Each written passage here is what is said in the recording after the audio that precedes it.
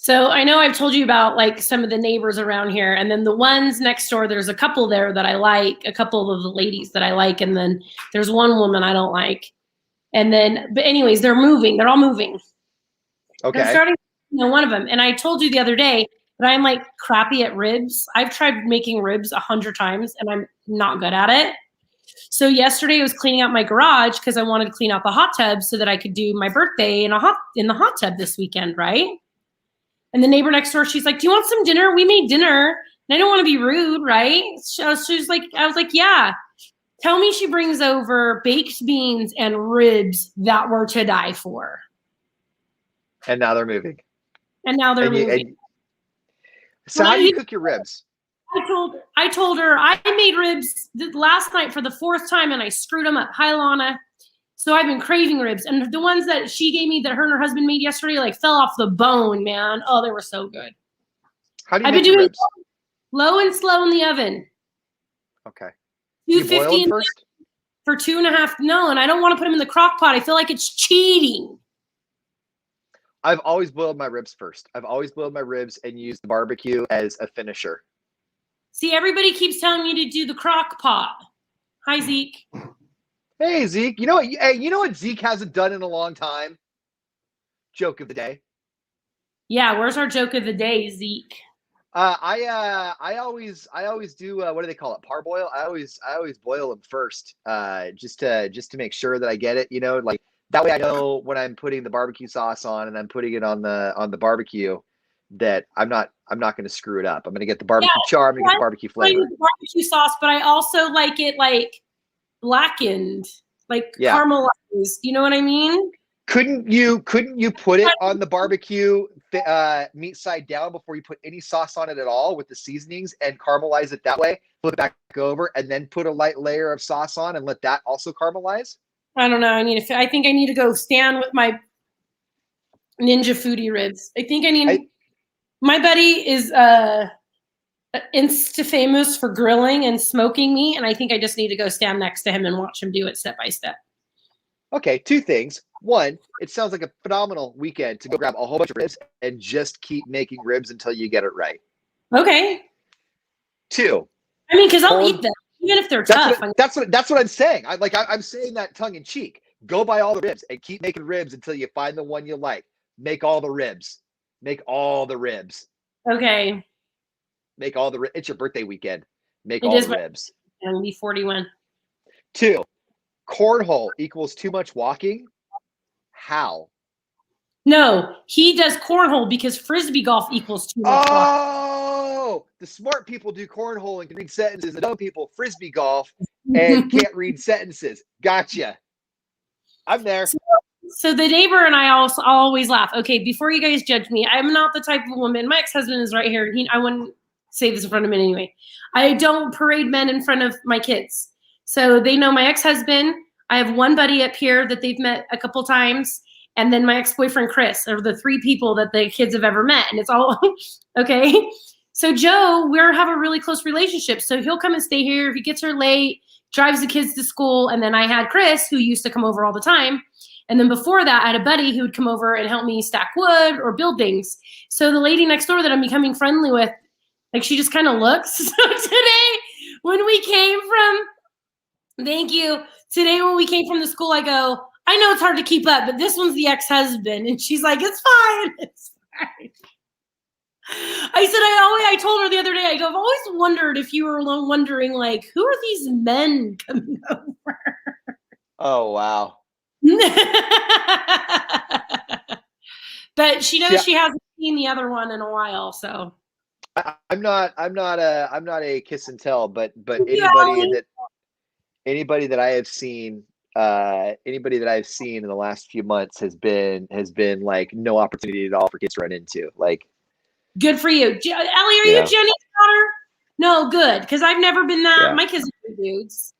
So except for don't be that guy. Oh, don't God, be. No matter how much if you and Michelle fight or decide that you loathe each other, don't be the guy that parades new women in front of the kids. No. You know what I'm most scared of is not me parading them in front of women, because that would just be awful. That's just not going to happen. but it would be the women that like latch on, that like they meet them, they're like, hey, what's your name? You're into that too? I'm into that. Let's play it all night long. All those women's defense, if you are going to take the step to introducing her to your kids, of course she's going to be like that. That's why I'm not going to take the step. And it's hard because, like, I think because, like, with Chris, like, I really miss his girls, like, a lot. Yeah. So that's a hard thing, you know? Oh, absolutely. Absolutely. Mm-hmm. Absolutely. This weekend, it's going to be like mid-60s all weekend. Like, we're not going to see even a hint of rain, maybe until sometime next week. Beautiful. Let me see. I think it's going to be, there's a million people coming up the mountain this weekend. This is a phenomenal weekend. If you were looking to get outside and enjoy some really nice weather, this is that weekend. Oh my gosh. Check out park this weekend, any park. Yeah, I think I'm going to go for a hike tomorrow. You're going to go for a hike? Yeah, tomorrow morning. Not today. Up because you know, COVID has so many things shut down when it comes to camping. What about camping? So state parks, I don't know if you've been looking at state parks at all, but I really want to get back to Russian Gulch near Fort Bragg. So I was looking up state parks yesterday, and people who already had a reservation, they know this, but if you reserved a state park camping site before the shutdown, because you do have to go that far in advance, they're honoring those reservations. But, and I'm excited for this, even though it's a few more months away, in June, they're going to start beginning phased reopening of state parks for group camping and camping sites. And I'm really pumped on that because there's some really, really, really cool state park camping spots on the coast near Mendocino that kids dig. It's so fun. It is so fun. And you're going to do that? We're getting there. We're getting there. I'm loving this weather. This is my weather. This is my jam. It's going to be 60 here all week, but we just dropped the kids off at school and coming back up the mountain. It's packed. So there's already a ton of people coming up to Bear Valley. Yeah. It's going to be a busy weekend.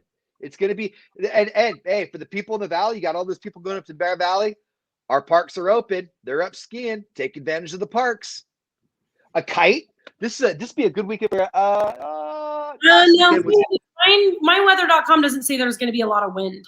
So last weekend was a little better for a kite. Yeah, perfect. Yeah. This is where you start hitting up the Targets and the Walmarts and the stores to get rafts and water gear, because in a couple of months that's going to be hard to come by because it's going to get sold out. I think people really need to remember, because of the pandemic and because we've been locked up for a year, all this outdoor stuff is going to be real huge this year. Huge. Oh yeah, now I'm going to have to get my kids like a regular size kayak now. But I bought them that kids kayak, and when I bought it, it was like $88, and then last year it was like $180. Yep. So start stocking up on that stuff now. I was like, I'll get a second one because we're gonna have a bunch of kids there, and I was like, whoa, I can't buy another one of these. Yeah. So start stocking up on that stuff now. Boss lady Angie and her wife Kelly gave me a bunch of camping gear, so I need to start taking the kids camping. What'd you get? What'd they give you? What'd they stock you up on? They gave me this really cool camping table that folds out into a table, but that if you fold it up, it turns into like a checkerboard too. Well, that's cool. Yeah, it's pretty cool. And then they gave me a couple tents and some like a big, you know, everybody has that big Tupperware box of just stuff like camping pots, camping pans, camping stuff like that. They gave me a whole one with a bunch of little propane tanks in it for my lanterns and stuff. Okay. Good. Oh, have fun in Tahoe. What are you guys gonna go do? I want to go. Of the 80s. I want to go. Let's go. I don't have any money, but I want to go. That's the other thing. I can be spending money. Money's a little short right now. Yeah, money is tight right now, isn't it? A little bit. Yeah. I think everybody's kind of feeling the squeeze a little bit right now. I've been, you know what, and I'm not ashamed to say this because I would do this normally anyway. But and I want to show you too. Actually, can I show you on the stream? Yeah. Because I love thrift stores. Thrift stores are my favorite thing in the whole wide world. So I've been trying to update my my shirt department with some thrift store shirts. I know. Okay, I see you closing your eyes, right? You're giving me a look. What's the look? You're giving me a look. Listening to what you have to say. Continue. I just think that I found some. I don't buy all the shirts. I go through them all and I only pick out a few. I bought 3 yesterday that I thought were pretty good finds. Good for you. You're giving me a look. Let me go find them. Let me go get them. You're newly single, you're back on the prowl, and then you're going to the thrift store to get your wardrobe. No. It's not like that. And that's why I say on the surface, I know that it sounds bad, but it's not like Shannon, everybody knows that look already, huh? that's not. Oh, It's a man. stacked deck. I feel like I can't win on this one no matter what. Uh-oh, where'd she go? There Yeah, you are. pop Okay. tags. Popping tags. All right, let's see what I got here. Make you check your backpack in too when you go. I do a lot of walking now. I've been walking everywhere now because where I live, we're so centrally located. We just never really walked that much before. I get to walk now a lot, and it's fun. Okay, shirt number one. Any store has a backpack when you walk in because that's just like looks like you're about to steal. Oh yeah. God, are those bags in I only had the backpack because I was walking. Okay, now keep in mind they need to be ironed. I thought this was pretty cool. Oh, that's nice. Right. I love thrift store finds. Right. I have Julie, don't do that to your friend. Julie, do you like your friend? That is so wrong. Wow. Wow. Are you chicken guarding me? She says she has a single friend, and so I assume she doesn't like her. She's trying to hook her up with you. I like pink. That's fine. It's just a nice collared pink shirt. Okay. Oh, I got one more.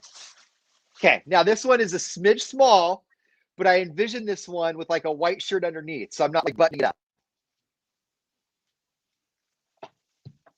Julie, I'm on your friend's side. I don't think you see that. I'm trying to do you a favor. It's just a very light, so like it's a light button up, but like with sure it looks nice. Like with a white shirt underneath. First. Oh my God, totally. Your friend wants to go out with this poppin' tags guy, Julie? Hey, you know what that means? It means that I'm fiscally responsible. I'm a problem solver, and when I see something that needs to get done, I handle it. Like people need me on their team. I save teams. You know what? I can make fun of you because you're maybe going a little frugal, but you're not like a cheap guy. You like still have fun and stuff. Like the cheap guys are the worst. I like thrift store stuff because thrift store stuff for me feels like I'm like to me it feels like geocaching, if you will. Like it feels like I'm hunting for something, and when I find something I really like, I'm like, oh my God, I found something. You know, like you go to Old Navy, you can look on their website, you know exactly what they're going to have when you get there. Same thing with the Gap. You don't know what a thrift store has. Well, good for you. Yeah, that yeah, Zeke. What, you talking this one right here? Is this one right here? Doc Martens. This right here. Are you talking about this one? Because this one, hey Zeke. You know what, Julie? He needs a sugar mama. Don't give him a sugar mama. Hey, does she like girls? Hey, she makes 3 figures. Do you understand what 3 figures means? She's 100 air. If she does make 3 figures. I didn't even see that. She made $100 today. So are you telling me that if I play my cards right, I could spend a weekend in Tahoe with somebody who's worth between $100 and $999? It's more than what you're worth. Yeah, I know. Unless you need me to Venmo. I can Venmo him, Julie, if he needs 3 figures for your friend. Hey, my buddy Zeke a minute ago said that this came straight out of Loomis. I had a buddy in Loomis at Del Oro named David Phasing. I don't know if he's still around or not, but he wore stuff like this all. Like if you went to high school with us in Del Oro, like everybody had whatever. Flashback. Tell me more about your friends that makes 3 figures. Does she like have a paper route that she does part-time? Is that where she gets all of her money from? Radio guy.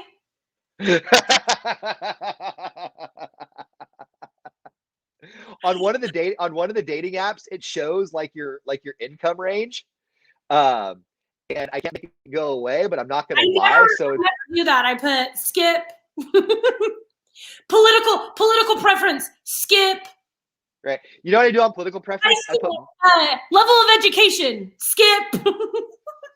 on political preference, I put moderate. So when they start having the conversation with me, and hey Zeke, if you have a contact info on him, I'd love to reach out with that guy. Anyway, uh, I put moderate on political so that like if the conversation or the topic ever comes up, I can be like, I'm just kind of down the middle. Like I can see both sides.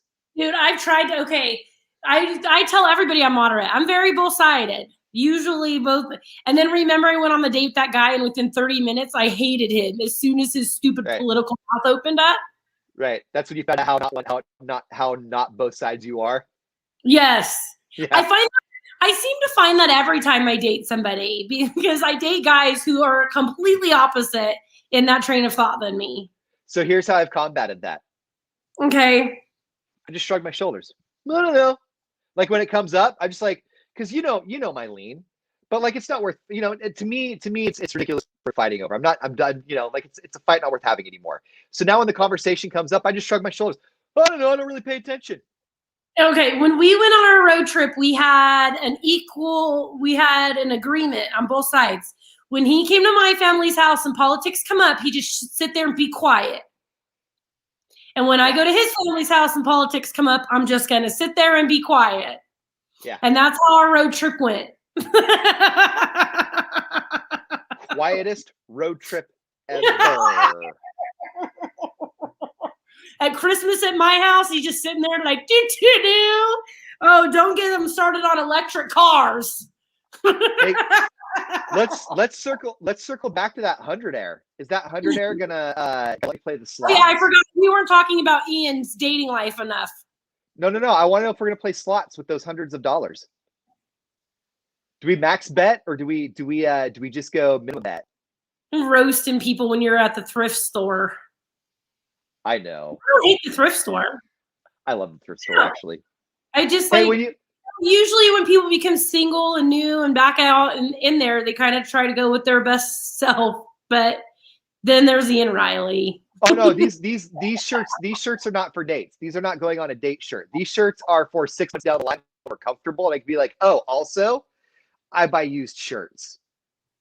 Those are the little nuggets that come out that shake out of the laundry later. Okay, tell me the other little nuggets that you hide in the beginning that eventually come out later. Oh man, I really have to think about that now. What's that? Mine is definitely how clean I am. So like you hide how messy your house is? The first handful of times that you come over, I'm gonna have a spotless house. Yeah. My dishes right now, like I did the dishes yesterday and they're still already piled in. I don't care. My ex-husband already knows the house looks like this. I don't care. Yeah. But the first few times you come over will be spotless. And then once I get comfortable, done. I would say the little nugget that I probably hide is my ability to overcorrect, if that makes sense. Like I'm not great at managing my money, but I'm not bad at it. So like when I'm hitting a wall and I'm like, oh, I went off the rails here, I'll massively overcorrect. And it'll be like, we've got top ramen and 2 apples and a water bottle. Make it last. Otherwise, what's something that they assume about you that's not true, but you don't correct it because they're in. So like when I tell people I have a couple jobs and what I do and that you and I do, like, oh, I love a hardworking woman. You work so much. Okay, I think that the one thing people assume. The last guy, like, I went through text messages and I could see me writing him back going, no, I don't. Don't think I'm that kind of woman because that's not who I am. What about you? Oh my goodness. What was the question again? What's something they assume about you that you just let it slide even though it's not true? I think for me, it's probably that I'm handier. I'm not as handy as people think that I am. Because you have that metal business and all of that stuff, so they think you're super handy, and you're not.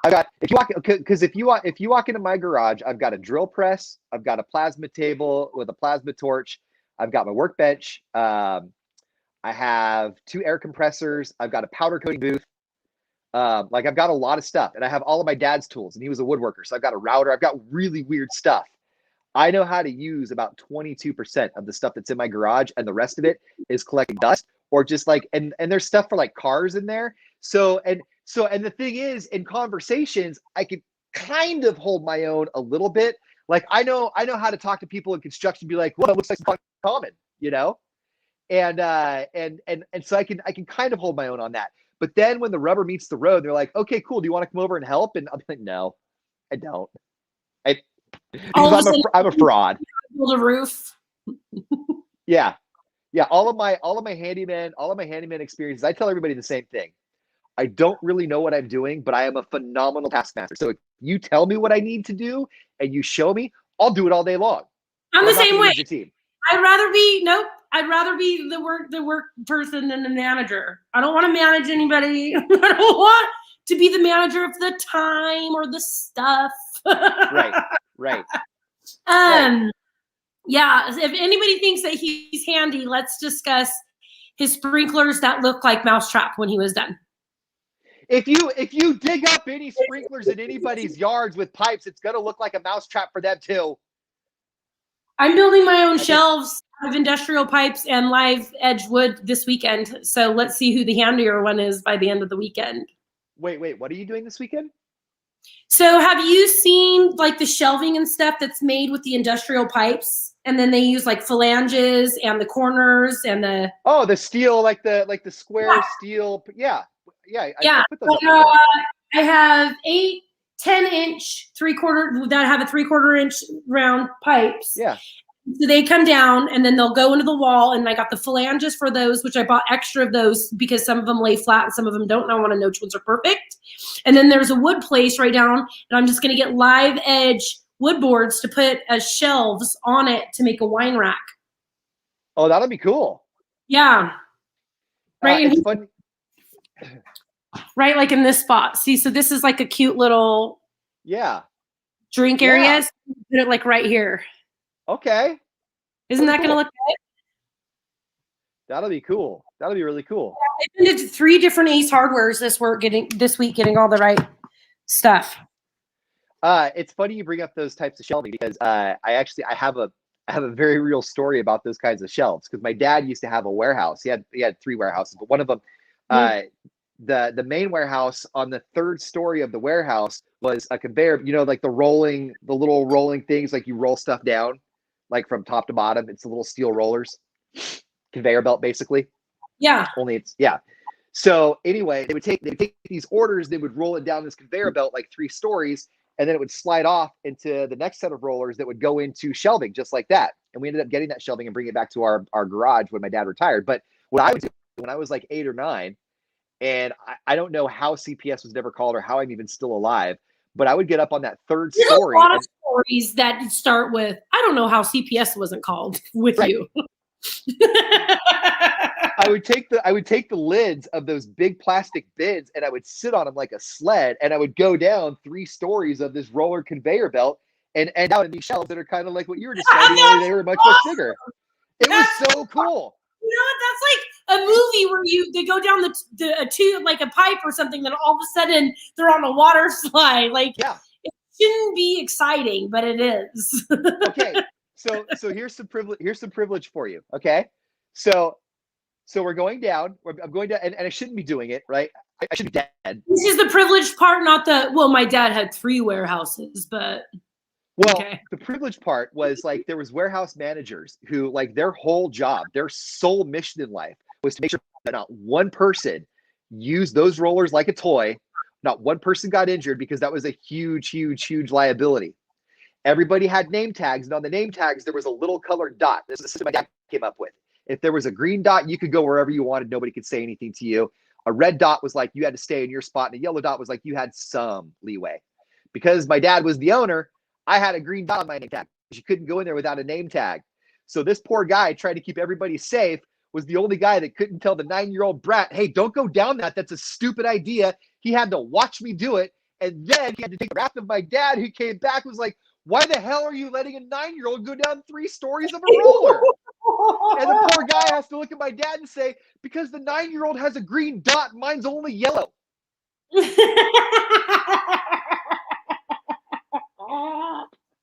Remember the beginning of this video when you're showing everybody your thrift store clothes, and then now you told everybody how wealthy you grew up? Well, that's how Riley is with his money. That sort of wealth is what makes me feel confident and comfortable wearing a pink polo that I bought at the secondhand store. All right, you guys, we got to jump off. We have other things to do. Happy birthday to me. Happy birthday. Hey. Happy birthday. You know what? Before we go, what a year, right? You turned 40, you bought your dream home, you live in the mountains. You're crushing it, girl. I am crushing it. Happy birthday. And thank you. And Bye, you're you spending guys. your birthday in your spa. Bye. I will. Bye.